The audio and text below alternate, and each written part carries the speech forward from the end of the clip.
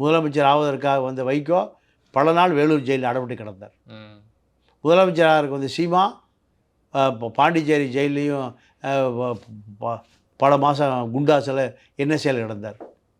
வைகோ இப்படி பல சிறைகளை கண்டவர்கள் தான். வேல்முருகன் பல நாட்கள் சிறையில் கிடந்தார். அப்போ இது போன்ற சூழல் தான். விஜய் ஒரு 6 மாதம் ஜெயிலில் இருப்பாரா? ஒரு குண்டா சடத்தில் இருப்பாரா? ஒரு என்எஸ்ஏல இருப்பாரா? ஒரு பொடாவில் இருப்பாரா? திருமாவளவன் எத்தனை வழக்கு, திருமாவளவன் எத்தனை தாக்குதல். அப்போ இதெல்லாம் தான் அரசியலுக்கான தகுதிகள். இது எதுவுமே இல்லாமல் எப்படி நாற்காலி கிடைக்கும்? ஆனால் தாவேக்கா சார்பில் இங்கே 2 கோடி உறுப்பினர் இருக்கான்னு சொல்கிறாங்க. அது ஓட்டா மாற வாய்ப்பு இருக்கா சார், இல்லை ஓட்டா விழுமா? இல்லைங்க, இதே முதல்ல உண்மைக்கு மாறானது.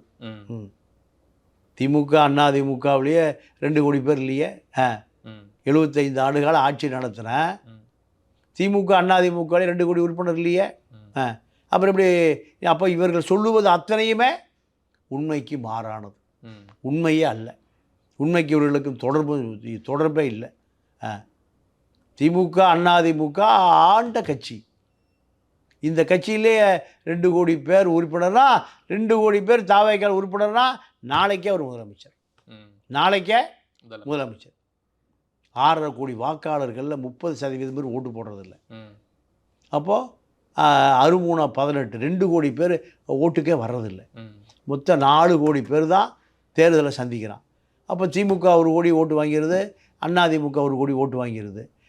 இது உதிரி கட்சிகள் தான் மீதி இருக்கக்கூடிய அந்த வாக்குகளை எந்த பக்கம் போடுகிறார்களோ அவர்கள் முதலமைச்சர் நாற்காலிக்கு போகிறான். அப்போது இந்த 2 கோடி வாக்கு நேரடியாக விஜய் கிடைச்சா யாருமே சட்டமன்றத்துக்கு போக முடியாது.